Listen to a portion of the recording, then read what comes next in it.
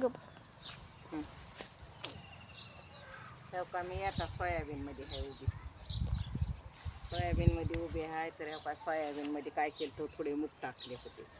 तर एवढा मूग जर छान आला तर कितीतरी का हे साऱ्या येसो एकच जास्त असल्यावर येत नाही, थोडं असल्यावरच येत. बघा कशा शेंगा आल्या कशा कसला मूग आला पण आता हे फिरून तोडायचं अवघड आहे. सोयाबीन काहीच दिसत नाही, सारा मुगच झाला आहे. तर आता हे काय करावं लागणार आहे, उपटून घेऊन शिनीस तोडावं लागतंय. म्हणजे जनावराला बी होतं या आणि शेंगा पण आणि ह्या खावा लागल ह्याला सोयाबीनला हे उपटून घेतलं तरच. असे डुकरं ठेवीत नाही तर म्हणून मी काय केलं तर मध्ये टाकायला लावला होता थोडा. तर छान आलाय बघा मूग.